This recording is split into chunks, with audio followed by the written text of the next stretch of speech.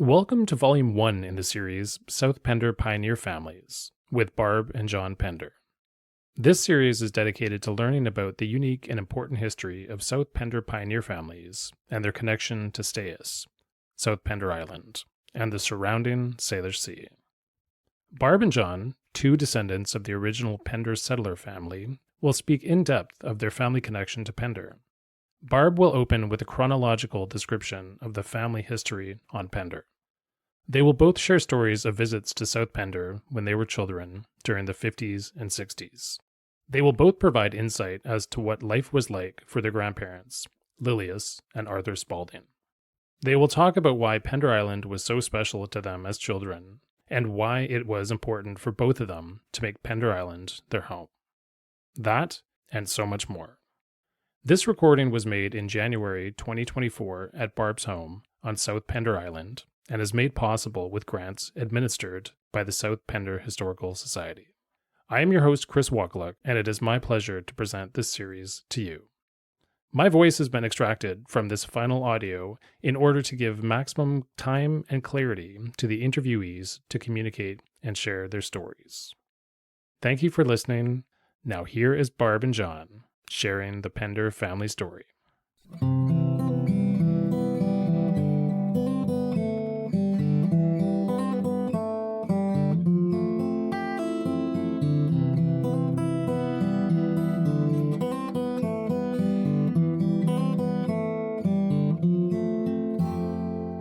My name's Barb Pender, and I was going to tell the story of how the Pender family came to South Pender Island. The island is named after Lieutenant Daniel Pender, who surveyed the west coast from 1857 to 1870.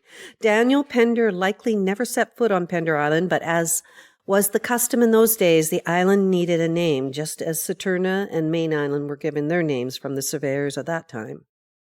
It has been a long journey in documenting if we were ever related to Daniel Pender in some way, and it wasn't until a few years ago that my cousin Charles Pender in London made proof through Ancestry.com that our generation, Charles, John, and myself, are in fact three cousins 4 times removed. It wasn't until 1912 that William Eustace Pender of Budogveen, Cornwall, came to the west coast of British Columbia, and while touring the Gulf Islands was caught in a storm and had to take shelter in Bedwell Bay. In search of accommodations, he was guided to the Spalding farm up in the valley. Arthur and Lilias Spalding took him in, and he must have made a big stir, subsequently catching the eye of Elizabeth Betty Spalding, one of Arthur and Lilias's children. Beatrice, Bee or Beaky as she was called, Helen and Herbert were Arthur and Lilias's other children. William married Betty on March 9, 1914, and soon headed back to England, where William became a major in the First World War. Arthur Benjamin Eustace Pender, my father, was born January 25, 1915 in Falmouth, England, but came back to South Pender Island around 1918 to live and grow up with his grandparents, Arthur and Lilias. William and Betty were to have 2 more children, Anne and Evelyn Jiggs, they called her. They moved around quite a bit in the other islands, but moved back to South Pender a couple times for long durations, finally settling for some time in a small cabin where Patrick Smith now lives at the end of the valley. Connections with other families grew. Bee got married to Bruce Irving, who had 2 children, Hope, who married Jeff Jennings, thus the Jennings connection, and Kelly Wyman, his real name. Irving had Ruth, Robin, and Kelly Jr. Kelly and Sue live on North Pender, as it now. Thus the Irving connection. Herbert and Winifred Spalding had 2 sons, Jonathan and David. David had 5 children, Elizabeth, Pamela, Jane, Michael, and Jonathan. John and Donna reside on South Pender on the same road as I live on here. And Ann Pender married Leonard Henshaw, having 1 son, Daniel, thus making the Henshaw connection. Although only connected by marriage here, we all went to the same gatherings every year and attended many reunions, mainly down at the Blue House, now the Christie residence, Jiggs and Derek's home, and now summer home for Richard and wife Cindy. As far as how I came to be on Pender Island, I was born actually in North Vancouver to my father Arthur and his wife Connie. Then we moved actually when I was about 3 to Ucluelet on the west coast and lived there for about 3 years and then moved to Chemainus. And then I graduated and have been coming here, but we always came here with mom and dad for holidays when I was young. We never went anywhere else really. We always came here and always had a place to stay. So that's my connection to Pender. It would be summertime. It was always summertime. We never really came here. When we got a little bit older, maybe when we were living in Chemainus, we would come occasionally for Easter or something. But it was always, and the places we stayed in would be rundown shacks that had no light or power or anything. When I came here for the first time, that I can remember in the late 50s and that, there was no power at all. We did not get power on South Pender until in the early 60s. So there was a place called in the valley, the Aunt's place or whatever, which is now became Anne and Len's place, and we stayed there a couple of times. So most of the time it was down Gallon Point, and there was an old white house that's right at the end. That was right at the end of Gallon Point, but it was deserted. There was no furniture. It was just this house with a roof over it. And I think I don't even know if there was a stove in there at that point. But we'd go in the summertime. It didn't matter. It was just a roof over for the occasional time it rained or whatever. And then we'd stay in Kelly's little log cabin, which was down by the beach.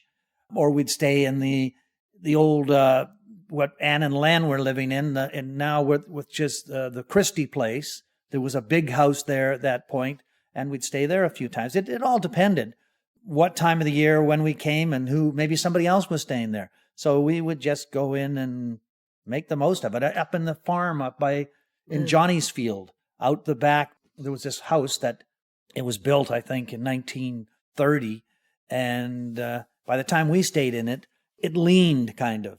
And the floorboards were going up and down and everything else, but it had a wood stove, and it still worked. And there was some bedrooms, and Jeff Jennings owned that property. Johnny's Field was an area of property just right by their barn, up away from the ocean. They have this farm in there that runs up the valley. Most people don't see it. It's still there.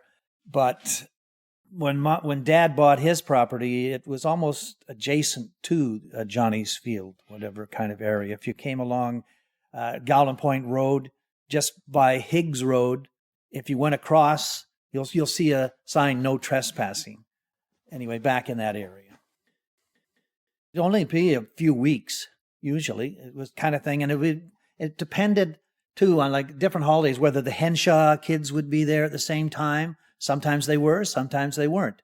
And if they were, then we'd get together for baseball games up in Johnny's Field, play baseball with whatever we had. Nobody probably had any gloves or anything. We just get out there, smack the ball, and run. There was always parties. There was always a gathering, a big fete, they called, down there just off Higgs Road, where I know Dr. Sutherland lived there now, and I'm not sure who lives there now. But there would be a big party for the whole island would come. And there would be the horses, Cheyenne and Pico, that lived down on the point, and the kids could go and ride on Cheyenne. One summer there, I was in charge of that, making sure getting all the smaller kids on the horses and leading them out around the point and that. I couldn't let them go because they had a habit of taking off. So if you got little kids on there, you got to make sure you hold on to the horses and lead them. But they were interesting. The Cheyenne and Pico were there for many years, lived right on Gallon Point, and you could go and ride them. And they were good. We didn't have any saddles or anything. You just held onto the mane, head up towards the main road. But then once you got up to the main road by Clochey Road and what's now Gallon Point, and started heading them back down towards John Smith's, where they would take off. You had no real control over them because they would just go complacently along when you were going away from the paddock.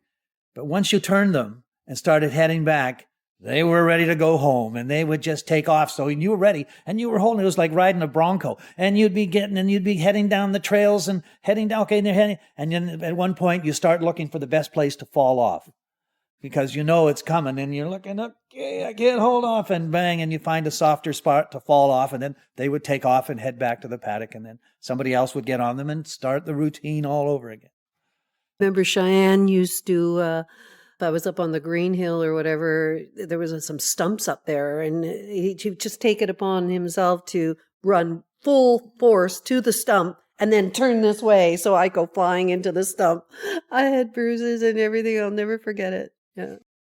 Would sort of go out and play, and we would do scary things. I remember when I was like 5 years old, myself and another kid, we disappeared. We decided we were going to walk all the way down to Bedwell Harbor, but not take the road. We wanted to go along the cliffs, all the edge, the shoreline, as tight to the shoreline as we could, which meant climbing along and going down and looking over. If you ever go there and you see there is some major cliffs. And so I was 5, I think he was 6, and we took off, and I can still remember going along these edges, and there was trees, and there was arbutus leaves, and it was sort of slippery and sliding, and thinking, oh, we could just slide over the edge of this cliff. But we were gone, and we were having fun. This was an adventure. Little did we know that the rest of the island was out looking for us. There was a big picnic happening down at the beach, and everybody had gathered. And all of a sudden, John and Stephen, I think was the other boy's name. Anyway, we were gone, and they were searching. At one point, we saw somebody coming along the road, and they had a horse, and they were just leading the horse, and they were talking, and they said, well, have you seen them? No, I haven't seen them. Well, let's go out. We'll go down to Bedwell and see if anything's down there, whatever kind of thing. Boy, well, I don't know where they are. And we're hiding in the bushes and listening and thinking, who are they talking about? And then it came to us that maybe we should head back. So we finally did return down to Gowland Point. And we came down and suddenly look, and there was all sorts of people down there gathered on the road. And here's my dad, and he's looking up the road, and he sees me, comes running up the road. And I'm thinking, this don't look like he's really happy to see me. Like I say, I was only 5 years old, but I can remember it. It was it's something that really stuck in my mind, especially when he was running up to me and he went over to the side of the road and broke off a little stick off of a tree. And I said, oh, no, this ain't going to be good. And so it was, oh, there you are. Well, there you've been. And so grab him and it's off, and then slap, bang, bang, corporal punishment was a popular part of the life back then. And so everybody was happy to see us in their own way. And that was the last time I think that we decided to take off like that by ourselves. I think what is one of my favorite memories is as soon as we arrived anywhere, whatever cabin we were in or whatever, was I wanted to get off down to see B Freeman. Her last name was at that time. That was my grandma's sister, B. And she just had such wonderful stories. She had a really comfy, cozy living room, and she had so many pictures, and she'd always have a glass of lime cordial waiting there for us when we came, and a huge bowl of agates. Agates, yeah. She gathered every agate off the beach. Agates, I don't know if you're familiar with what they are, but they're a clear stone that you can see light through and everything. And she had enormous ones. I mean, like there was some size bigger than a golf ball kind of thing. And it was we always searched down on the beach for agates because Aunt B always found them. She'd just sit there on the beach, and she was sitting there. She'd be always turning over the rocks on the beach, just turning them over and looking and thing. And she would find them, but we found maybe occasional little ones or whatever. But she had enormous. She always had that cigarette. It was sort of flattened on the side of her. Just hanging there. She never had a rollie, and she would always have it in her mouth, and she could talk, and she could do everything. And a cigarette hanging out of the side of her mouth, just talking away, and it was like you'd be thrilled. You'd be it's gonna fall. I think it's gonna fall. No. Yeah, but she was quite the character, and she was a woman's libber way before woman's lib took over. She dressed, I don't think I ever saw her in a dress. She was always wearing pants. She was her own person, and she was a great chronicler of the island and things, and she put together the Gulf Islands patchwork that is still out today. There's volumes 1 and 2, and she put a lot of work into that, getting stories from Gulf Islanders all over, from Maine, Galliano, Saturna, Pender, North Pender, and South. And it's an excellent book if you haven't read it and you want to know something about the history of the Gulf Islands, then you should be reading the Gulf Islands Patchwork.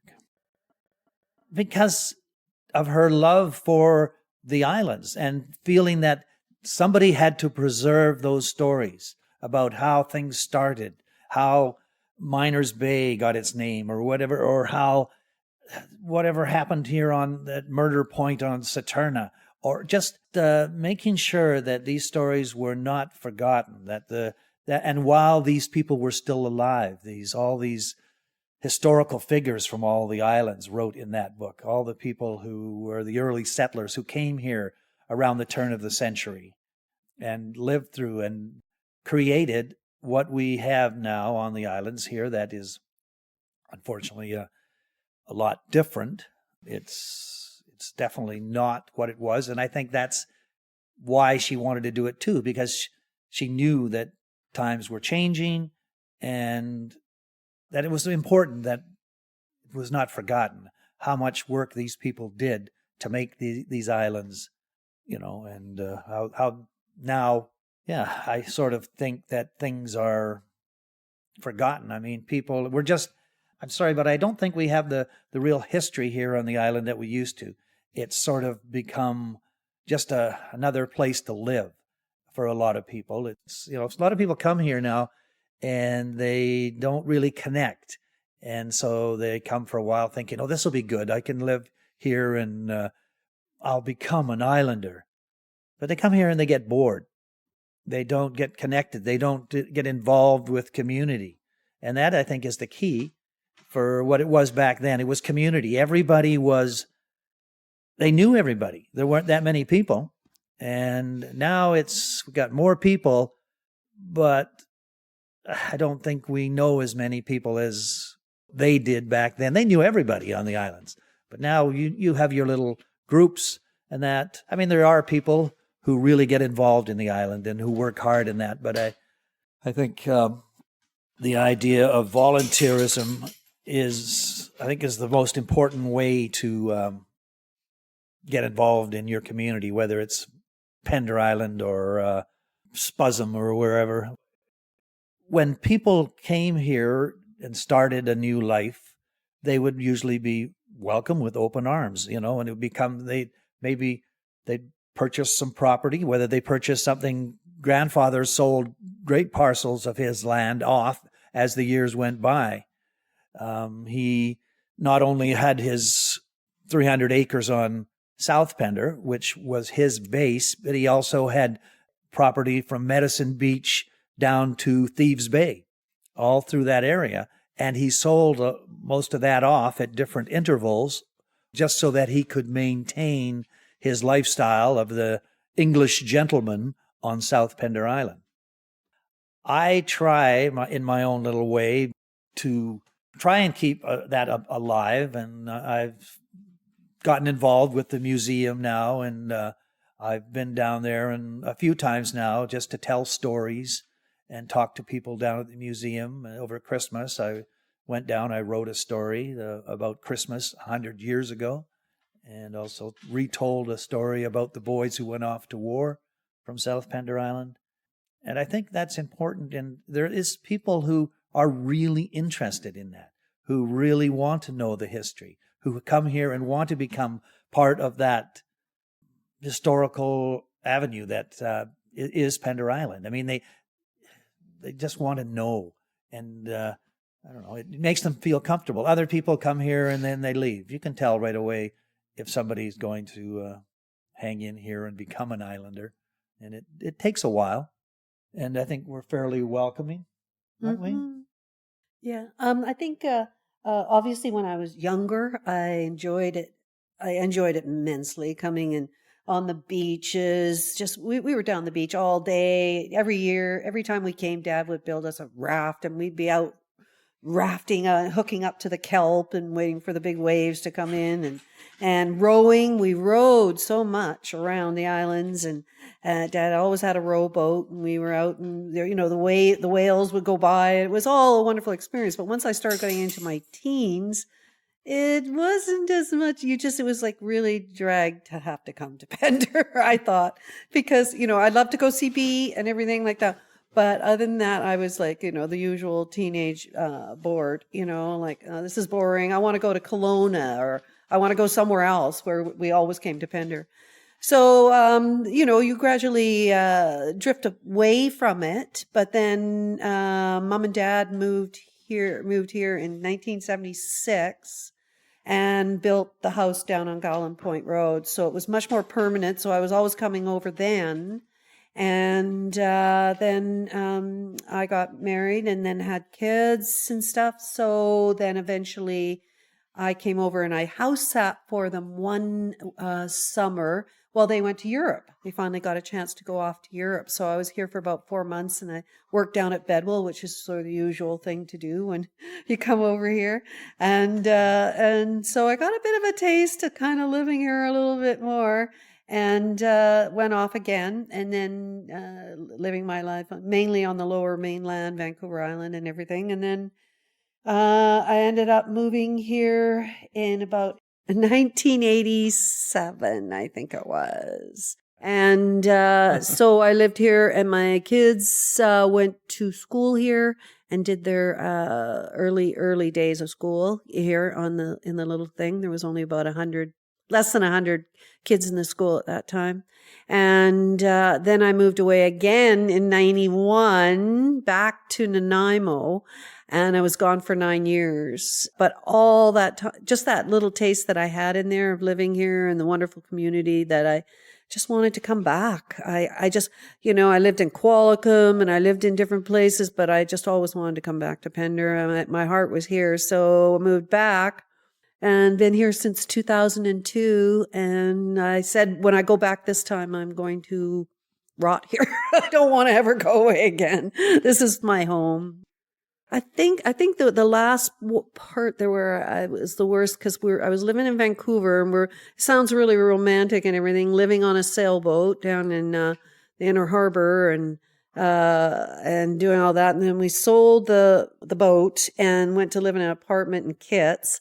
And I don't know, I just felt like, oh my God, it's so hard to get to know people. And, like, they're all, we used to have potlucks on the docks and different places, and it felt like a bit more of a community. And then it was just like, oh my gosh, I've got to get away from here. I just got to get back to Pender, where, there's always something to do. You actually have to sort of hold back a little bit and kind of say, I'm not going to volunteer for this or that. But it was that sense of community where, it was okay to be by yourself, but that there was always something there you can get involved in, and the people are so wonderful. Yeah. As I mentioned just a few minutes ago, that she was an independent spirit, and she could be very lovable, and she could be very cantankerous. And you took her as she came, and she had her moments, as everybody does. But when you think back, and I thought about people in my life who stood out, and I think B is probably right at the top of the list of people who were just special people, who didn't sit back. Her life, she went through 3 husbands. I think she was trying as far as on husbands. I mean, because she was so free-spirited in that. And she was Pender Island. When we came here, it was always B. That was the central place where we would go and play Chinese checkers when it rained or whatever. And as Barb says, the Rose's Lime Cordial, which always, every time I see the bottle, I think of B, and the cookies and things, and just over at Hope and Jeff's across the way, and then going swimming in the old dirty pond up by Johnny's field. That was this pond. Those water came down from Greenburn Lake. Jeff had a pipe, and it filled this murky, and it was just like an enormous puddle. And we had a boat that sank. It had a big hole in the bottom. It would float for maybe 2 minutes, and then it would sink again. So then you'd drag it out and you'd tip it over, and then everybody would pile into it and get out there and out in the middle, and then it would sink, and everybody, oh, Titanic, we're going down. But and it's just memories that live in your mind. And again, it was, most of these memories are just from a few weeks every summer for us. As I say, there was times when we would come other times of the year, but it was the summer times, and just going fishing and going out with grown-ups and going out with John Freeman, Bee's husband at the time.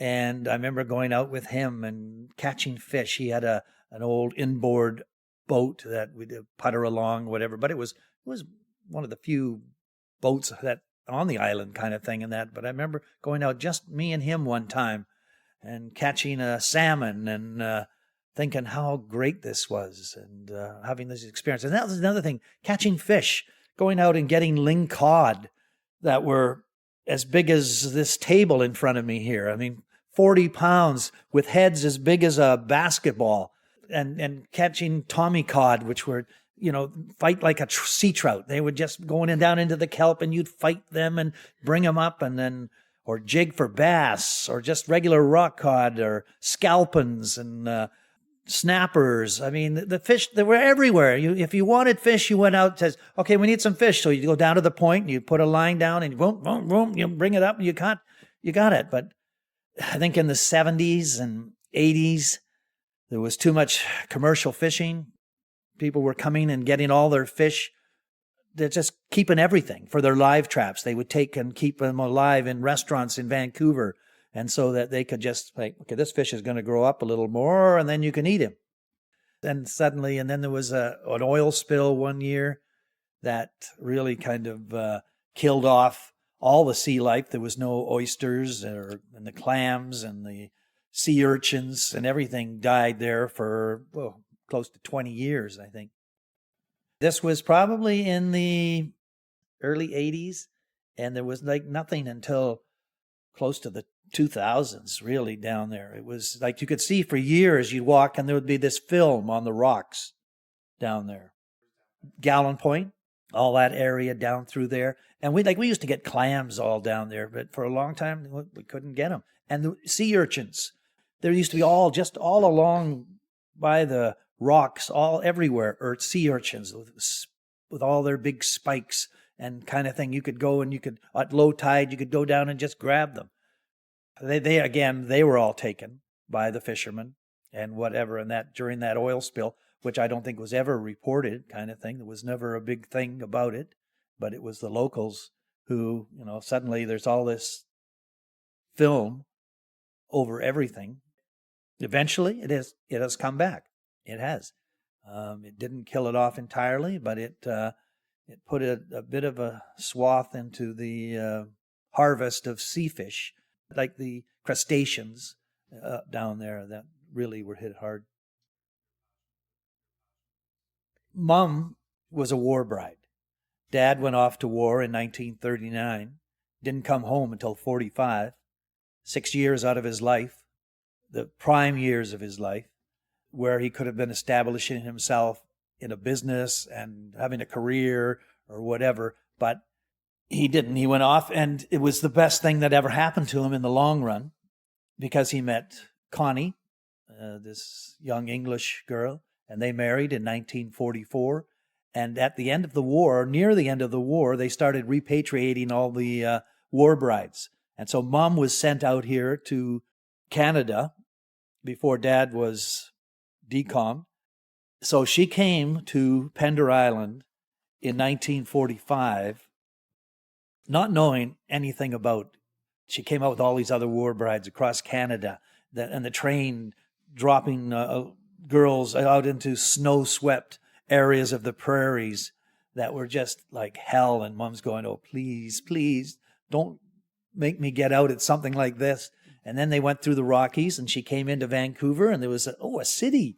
There was some friends we had there, and she stayed there in West Vancouver with the Parkins, and then they put her on the Princess Mary, I think it was, or whatever, one of the many ships, the Otter or whoever it was at the time, that was running back and forth.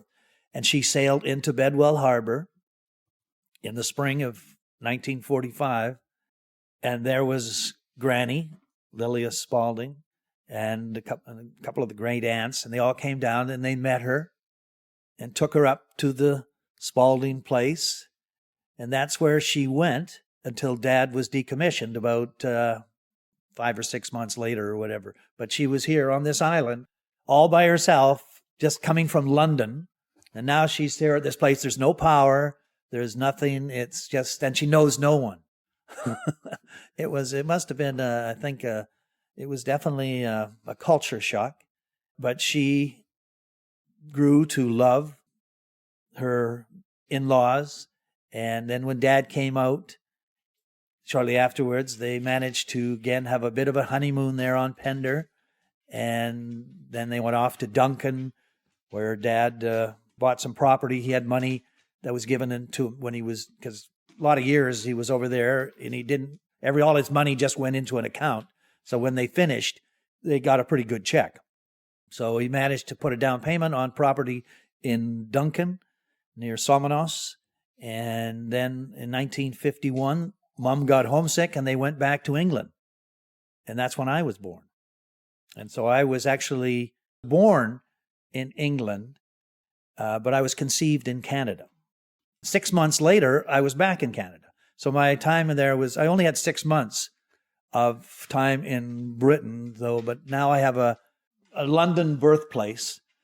Anyway, they came back here, and again, it was back to North Vancouver and blah, blah. And so Dad never really got to go back to Pender Island until he retired. I'd go back full-time again until he retired in 1976.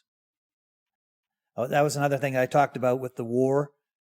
Dad went over there, and he was there, and he lost 3 of his friends from Pender Island who didn't come back. Alan Crane, Phil Teese, and Fred Connery. They all died over there. And there was only 5 young men on South Pender who went off to war.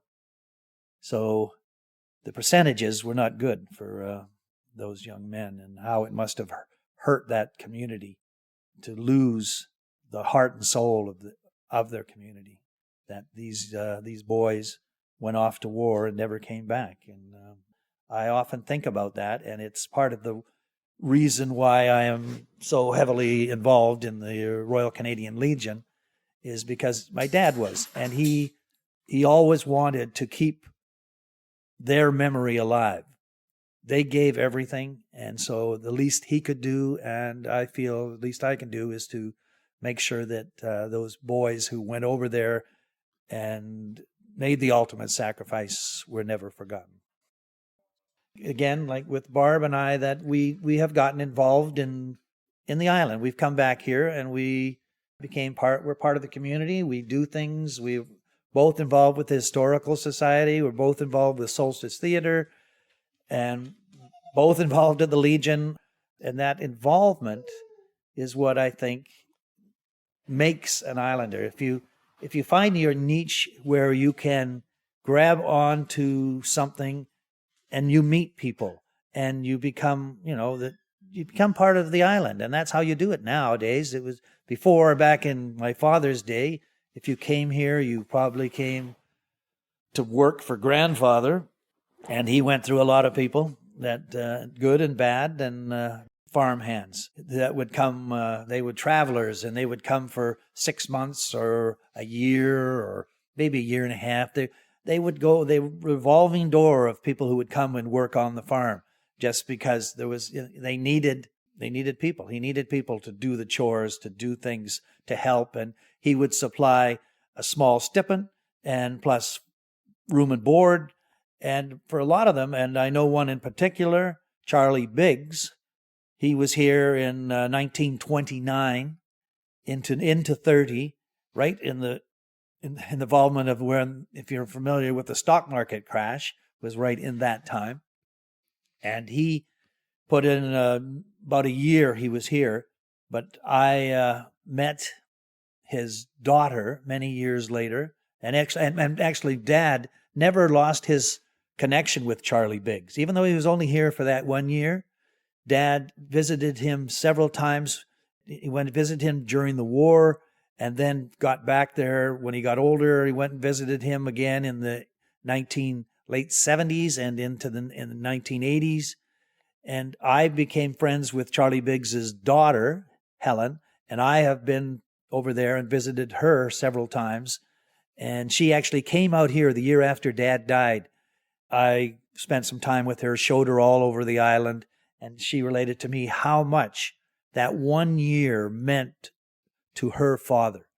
It was one of the most important parts of his life that he talked about forever in his life, Charlie Biggs wrote poetry about the Spaldings and the Penders, and I have a poem that he wrote that when he's saying goodbye to Pender Island.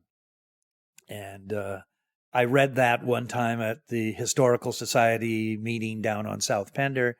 And but it just shows that all these people came, and if you look at David Spalding's book, Put That Damn Matic Away, he talks about all these people who came, and some were good and some were bad, and and how and in that book, that when Charlie left, grandfather was a damn fine fellow.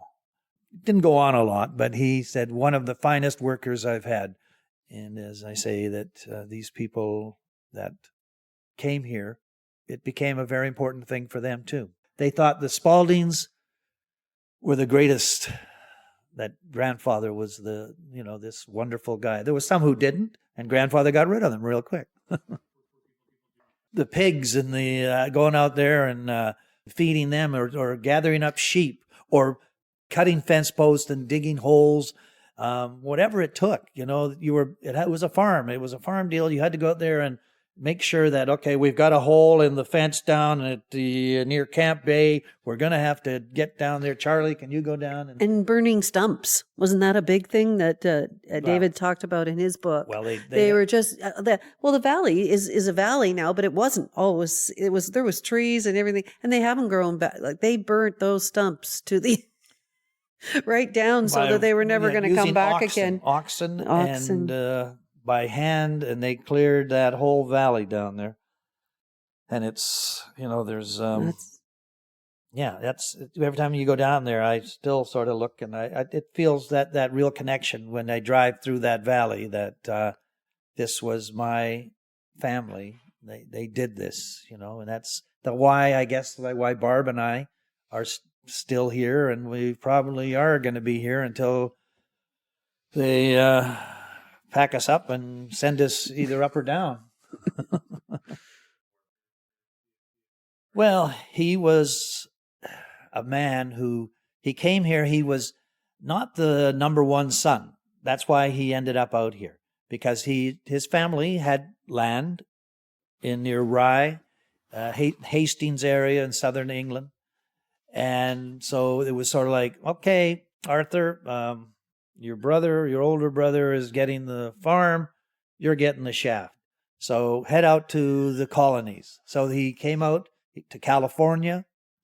Didn't really happen there. He headed up the coast, came up to British Columbia, and went to Victoria, which wasn't much there, and back in the mid 1880s. But there was a government there, and they were establishing land leases, and you could, if you went to one of the islands or other sort of more desolate areas, and if you could get a parcel of land for about $1 an acre, and as long as you made improvement to that land, it became yours. And that's what he did. He came to South Pender Island, or Pender Island, because he got a lot of land on South and North Pender. And he worked and cleared, and put in his 6 days a week, but on the Sunday, they always relaxed. They would go and play cricket or tennis or go over croquet. You know, there was things that they did. It was, and he was a sort of he brought a bit of England with him. And also Lilias brought some too, because she came from a fairly well-to-do family in Victoria, the Mackay family. Joe Mackay, her father, was a member of the first BC Legislative Assembly, and he was actually Métis. And so we actually have Métis blood. It shows up more so in certain portions of our family, more so the Irving family, because the Irvings also had more First Nations blood that came into it, or through marriage kind of thing. But Joe Mackay, again, was another incredible fellow who was one of probably the Métis who probably did more in British Columbia or in Canada than just about any other guy. Louis Riel is the person you think of, but Louis was hung, so he didn't get a lot of credit for things he did. But Joe started out at 14 on the West Coast, came out with James Douglas, and by the time he was 17, was in charge of trips to the Sandwich Islands, which are now the Hawaiian Islands, and also then became the factor for Fort Nanaimo, who was in charge of the construction of Fort Nanaimo and built the bastion that's in Nanaimo now, if you go and see that. And as I say, and then at one point he became a member of the first BC Legislative Assembly, along with Blanchard and all the other Dunsmuir and all these other guys who were. There's a picture actually of all of them in the introduction. They're all this fine English gentry, except Joe has a native shawl he's wearing and looking every inch the Métis that he was. For him to rise to that level in those days was unheard of. Anybody with native blood, Métis or whatever, the highest they could think to climb would be as a clerk, as a chief clerk in one of the Hudson's Bay companies. But he went past that, but he was held back because of who he was. He achieved a lot, but he did not get the acclaim that Dunsmuir and Blanchard and all these others, Douglas and everybody else got, because I think of his First Nations affiliation. And that was always, okay, you can come here, you can come in here, but there's still a line that you cannot cross. And it's sort of like, and you don't see any Mackay streets in Victoria. All the other ones, everybody else, everybody has got something named after him and has become synonymous with Victoria, but nobody's heard of Joe Mackay.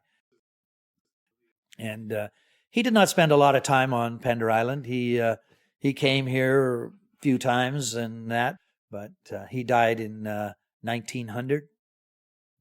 But he left a mark. He was in charge of. He was the Indian agent, which was what it was called then, and he inoculated 1,000 or so First Nations people for smallpox himself. So he again was an important part of our family history. Yeah. Yes, he had the most incredible library. And Arthur Spalding's combination of what Lilias brought from her family and what he brought from England, that was my dad's education. He went to school. He went to the one-room school on South Pender, and he went to a little school on Saturna and on Main Island kind of thing, got a little education there. They lived on they moved around because my grandfather was off traveling all the time, and so they were like left to make out on their own. So it was kind of they lived over in Colwood area for a while, and but my dad's education, he always said, was he learned more from his grandmother, Lilias, than he did from anything else in life. It was because she had a piano and they would sit there and they would play the piano. She would play the piano and have the gatherings, but time in the library, and there was always books. He was always reading. Dad was like Kipling and Robert Service, Jack London, every book that was, important to that time, they had. And he passed that on to me. That was when I was growing up, and there'd be nights on Pender Island late at night where he would pull out Rudyard Kipling and get me to read different excerpts. And I think that became that, I was reading. I was always reading. Dad was making me read. And, well, he wasn't making it, but he was just saying, why don't you read? And I did, and I found that I could read. I could read out loud, and I could, and I enjoyed it. And the stories of Jack London and Robert Service, just all these different people, Charles Dickens. My goodness, I mean, it was that was their life. That's what got them through the winters. There was no TV or computers or, at one point, I think somebody had a radio that they could get, maybe in the 30s, they could get Fibber McGee and Molly or whatever, some kind of thing. And they'd sit around and do that. But there would be gatherings at the hall at Hope Bay and dances, and just go to somebody else's house for dinner. And there weren't a lot of people, but everybody was a family. Gerald Richardson, my dad's godfather and Arthur Spalding's best friend, he was a very important part of my dad's life. And that my dad was with him when he died. They were out splitting wood just above where the fire hall is on South Pender, just up the hill there. They were in there cutting wood, and Gerald had a heart attack, and Dad had to run all the way home, back up over the goat trail down into the valley to get grandfather and to bring him back. And then they brought him down to his place. They took him into the Spalding place to look after him, but he passed within a day or so. And he was only 54, I think. Because he is buried, Arthur Richardson is buried with Lilias and Arthur Spalding over at the cemetery on Main Island. It's a beautiful plot overlooking Active Pass, just up above Miners Bay. And he was an important part of that area, all in there where with Bedwell Harbor and where the fire hall and all that area in there was his property, going up to the lake. Kerosene, lanterns, candles, that was it, and it was, I think that's why in later life, Dad's eyesight wasn't that good. I'm sure he peered over a lot of books and that, but, it'd get to a point that they weren't staying up late. They'd be early to bed and early to rise. And that's right, Guinness. And so there'd be chores to be done. There would be, you had things to do. It was your life. It wasn't art. It wasn't anything artificial in your life. This is my dog who wants to talk now too, if you can hear her on there. When we went there in the summertime, it was light until late, but once it got dark, pretty much we were off to bed, and we'd get up because it'd get light at 6 a.m. or 5 or 6 or whatever. So you'd be up early and you'd go do things. But I remember reading just about every Agatha Christie book when I was a kid that they had down at Aunt Anne's. She had them all, whatever. So just go grab another one and read, and that was in the 60s. And different adventures. I remember staying. I stayed on in 1963. Everybody else went home, but I stayed with Aunt B. And I stayed for one day because then I went off with the Martins, who lived across from Poets Cove area there in Glen Warple. If you go down to Poets Cove and look across, it's still there. And the big sign, Glen Warple, is still on the beach. And there was this log cabin, still there. Doesn't look quite as big as it did then when I was a kid.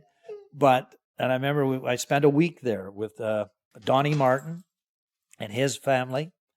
And we explored all those areas in 1963. And we went over into Beaumont's Park, before it was a park, the old Dr. Beaumont's house. The remains of it were still there.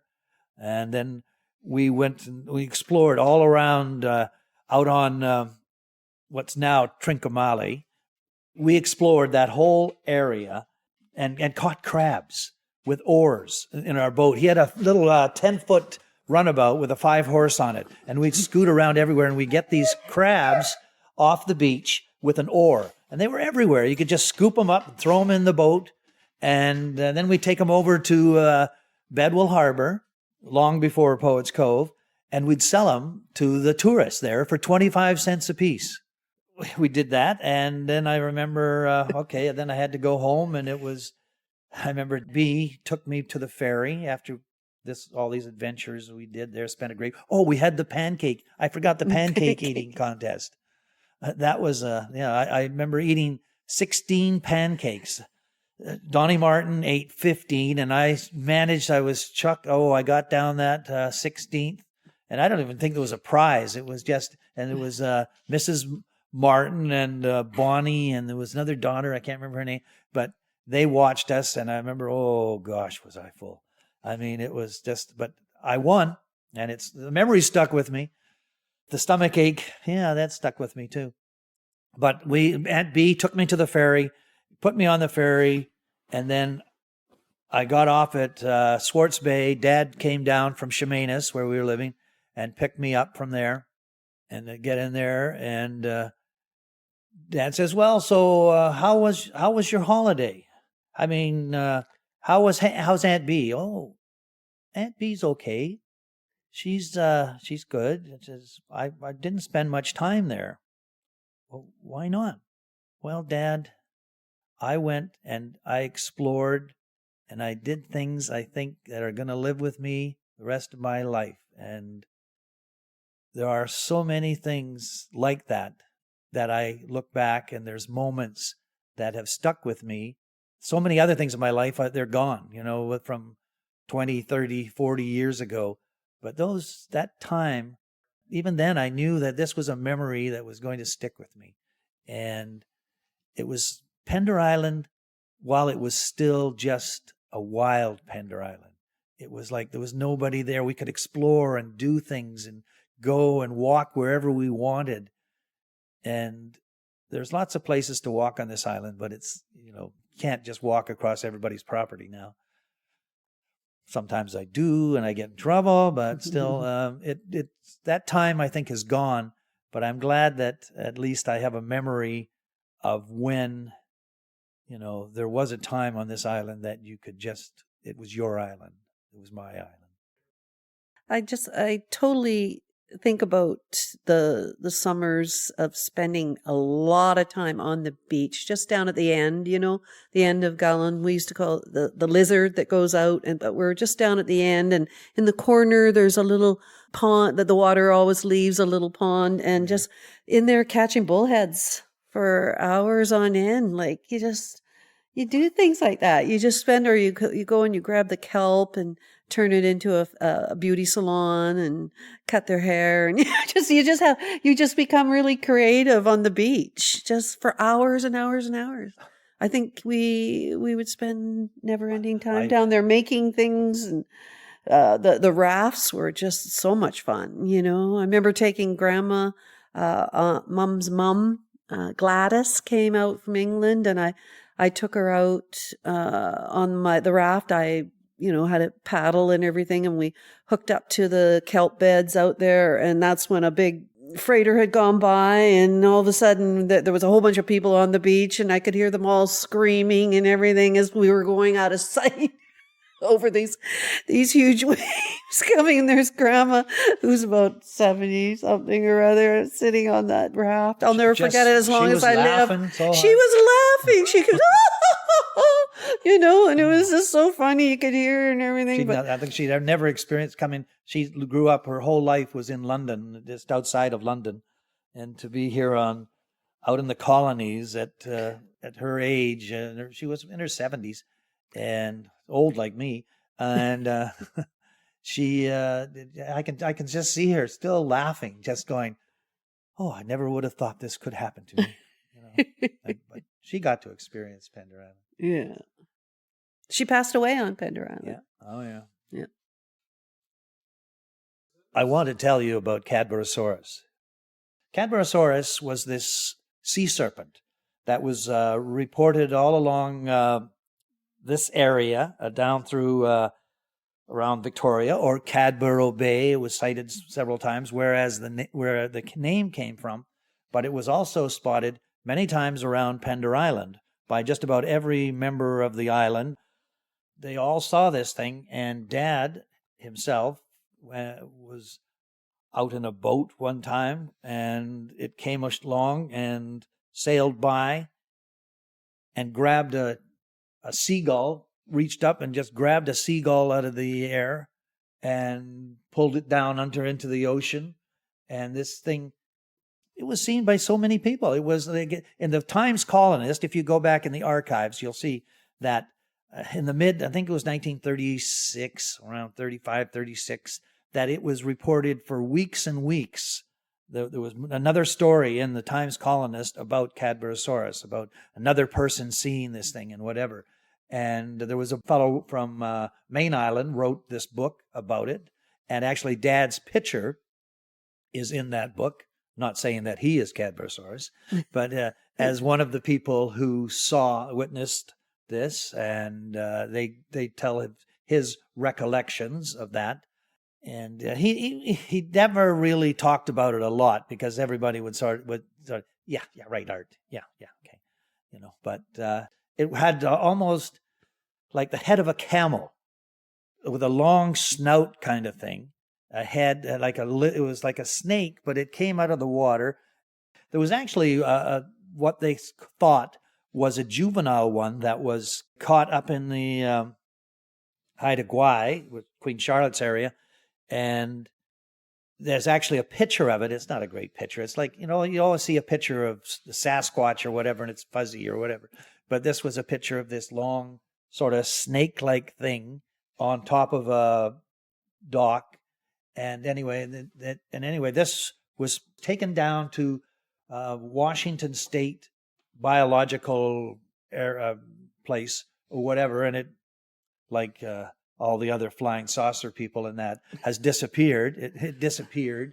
You're not allowed to show these or whatever kind of thing. So, but it's something that, everybody looks at it and thinks, oh yeah, whatever. But I think there was something. I believe there was, because so many people saw this thing. And whether it's still there, I don't think so. Probably not. It was there in the 30s. And I've talked to other people that said they saw it in the 50s or whatever. But it lived in the ocean. It was a sea serpent, as close as you can come. And there's been more documentation about Cadborosaurus than probably any other so-called sea serpent, way more than Ogopogo or Loch Ness, all these other ones. They're all so much vaguer, but this one has so many first-hand affidavits saying that they saw this thing, and it came right out of the ocean and had this sort of scaly head with a snout, and I don't know, some said it had ears and other ones said it didn't have ears. I don't know, but it was just in the description of it. It could have been just the way the sun was shining on it or something like that, but it was huge. Yeah. But just in continuation of Mum, I do remember really, really well that Mum did go back to England because, she was an only child and she missed her home. She was in the Blitz before she came out here. And that was all she knew. But when she went back, all it did was confirm with her how much she loved it here. This was, it just, by going back, made her realize how much she loved Canada and the Gulf Islands. Yeah, I remember her saying to me that very many, many times she did. And then I wanted John to tell the story of the big fish that got away in the boat. It makes me laugh every time. Sorry. Okay, that's going back to the catching giant lingcods. one day my dad and I were out fishing off of Gowland Point. And what we did usually, we'd just go out and we'd tie up to the kelp bed and we'd drop the line over. And Dad had a 14-foot aluminum.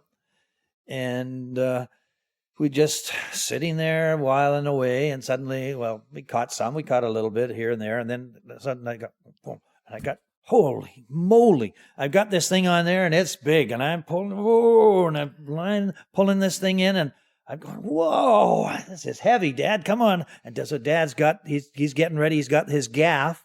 It was no net. He didn't have the net. He says, we're gaffing this baby. And so get it up there and we look and I go, whoa, look at the size of this ling. And it was, like I said, it had like a basketball, bigger than a basketball. And it was like, and it comes to the edge of the boat. And also, oh, I forgot a little aside. There was another boat had pulled up alongside while we were fishing there. And I think they saw that I was funny, so they slowed down. And there's this guy over there, and he's got his little girl in the boat. And she must have been like 4 or 5 years old. And, you know, and he's just almost right there watching. He says, okay, Betty, just watch this. This is how you catch fish, you know. And he says, okay. So I'm pulling this thing in and this, you know, and I get whoa, and they got this enormous, the Dad reaches over and he comes in and he puts his gaff in there, pulls it up, whoa, and we pulls it into the boat and it's as wide as the boat and it's flopping around. And meanwhile, and while it's there, it comes off the hook. And what we have is another small lingcod on the hook that's already there. But now the big one it's just going and meanwhile, and Dad's trying to stop it and get the banger to put this thing out, and then he falls over, and now all of a sudden, bam, and his legs bleeding, and I'm trying to, and it's off, and it's going over here, and it's banging, and I sort of look out of the corner of my eye, and here's this little girl, and they're watching us, and they got this like a 45, 50-pound lingcod in the boat.